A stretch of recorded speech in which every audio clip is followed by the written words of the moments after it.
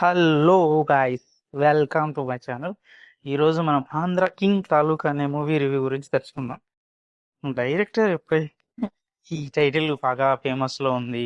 ఆ, అది deputy CM తాలూకా, CM తాలూకా ఇలాంటి కాన్సెప్ట్తో మనం కూడా ఒక మూవీ చేస్తే ట్రెండింగ్ నేమ్ కదా వాడుకొని మూవీని సర్వే చేయొచ్చు.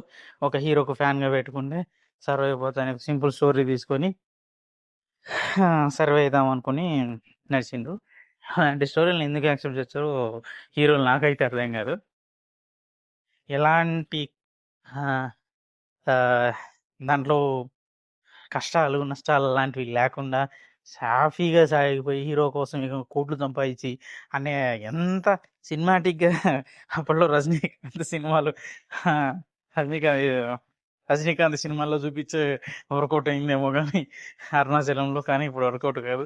మన అల్లరి రేసు సుడిగా 2లో ఫన్నీగా ఒక సాంగ్లో కోటేశ్వర్లు అయితే ఇది ఇలాంటి సినిమాలు జనాలు రియాలిటీలోకి వచ్చినవి ఇంకా డైరెక్టర్లకు అర్థం కాలేదనిపించింది. ఇంకా రామ్ పోతినేని, ఉపేంద్ర, భాగ్యశ్రీ హీరోయిన్లతో హీరోలతో మేనేజ్ చేసి సర్వే అయిపోదాంలే, పక్క స్టార్ని పెట్టి కన్నడలో దుబ్బేద్దాంలే అనే కాన్సెప్ట్తో వచ్చిండు.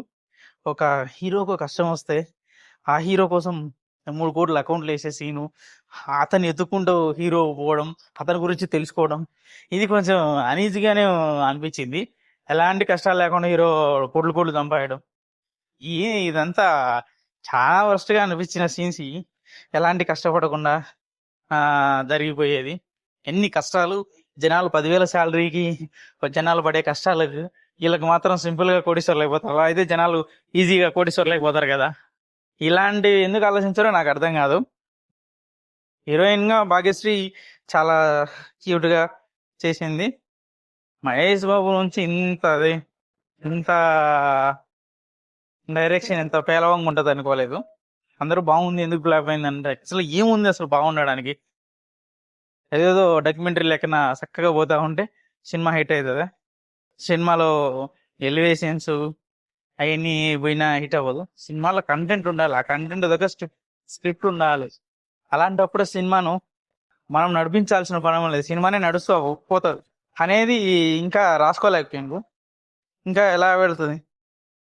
ఆంధ్రా కింగ్ తాలూకా అంటూ ఒక లవ్ను కమర్షియల్ పాయింట్ ఆఫ్ వ్యూలో తీసుకొచ్చి ఎక్కడికో ఇటు కొట్టేసి వెళ్ళిపోదామని కొన్ని రివ్యూస్ కూడా చాలా బలంగా ఇచ్చినారు. ఏదో డబ్బులు ఇచ్చి మేనేజ్ చేసుకుంటా ఇండస్ట్రీని ఏలేద్దాం అనే కాన్సెప్ట్లతో సినిమాలు రన్ అవుతా ఉన్నాయి. కానీ ఇలాంటి మూవీస్కు హిట్ అవ్వాలి అంటే మాత్రం చాలా జాగ్రత్తగా ఉండాలి, చాలా కంటెంట్ వ్యూగా ఉండాలి. కానీ వీళ్ళకి అదే ఎప్పుడు అర్థమవుతుందో అర్థం కాదు. ఏదో డబ్బుల కోసం అతని 100 సినిమాలు 100 సినిమాలు తీసిన వానికి 3 కోట్లు దొరకపోవడం చాలా ఫన్నీస్ట్గా ఉంటుంది. అందరూ ట్రోల్ చేసిన మెయిన్ పాయింట్ ఏంటంటే 100 సినిమాలు తీసిన హీరోకు అది 100 సినిమాల్లో ఉన్న 99 సినిమాలు జరిగిన ఆ హీరోకు ఒక 3 కోట్లు ఎవడి ఏడా? అప్పటికే ఫ్లాప్లు ఉండేవి. ఆ హీరోకి ఎందుకు 3 కోట్లు దొరకలేదు? అప్పటికే చాలా ఫ్లాపులు ఉండే ఆ హీరోకు అని చూపించాలి కదా. ఆ ఫ్లాపులు పోనీ ఫ్యాన్ బాయ్ స్టోరీని కాన్సన్ట్రేట్ చేసి చూపిద్దాం అనుకుంటే హీరోని కూడా చూపించాలి కదా. హీరో పడిన కష్టాలను చూసి ఫ్యాన్ బాయ్ పడిన స్ట్రగుల్స్ అలానే చూపించాలి కదా. పోనీ హీరోను స్ట్రగుల్లో చూపించద్దు అనుకున్నావు, బాగానే ఉంది. కనీసం ఏ హీరోకి అయితే ఫ్యాన్ ఉన్నాడు ఆ హీరో అన్న కష్టాలు పడి చూపించాలి కదా. కష్టాలు పడి ఒక్కసారిగా అతను 99 సినిమాలు తీసిన 100 సినిమాలు ప్రొడ్యూసర్ దొరకలే. ఇలా ఇలాజికల్ కాన్సెప్ట్లు పెట్టి ఎలా రన్ చేద్దామని అనుకుంటారు. కనీసం విన్నోళ్ళన్నా ఎలా ఇలాంటి అవలీ కాన్సెప్ట్లన్నీ ఎలా యాక్సెప్ట్ చేస్తారు? ఇలాంటి సినిమాలకు ప్రొడ్యూసర్లు ఎట్లా దొరుకుతారో నాకైతే అర్థం కాలేదు.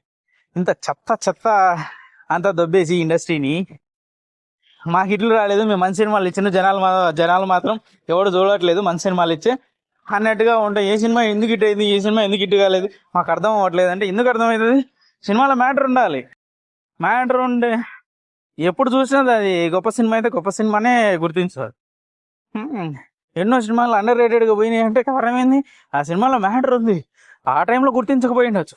నెక్స్ట్ టైం ఆ సినిమాని గొప్ప సినిమాని జనాలు నువ్వు ఒకటిచ్చేది కాదు, ఆ సినిమాలో ఉన్న కంటెంట్ నువ్వు రిఫ్లెక్ట్ చేస్తుంది.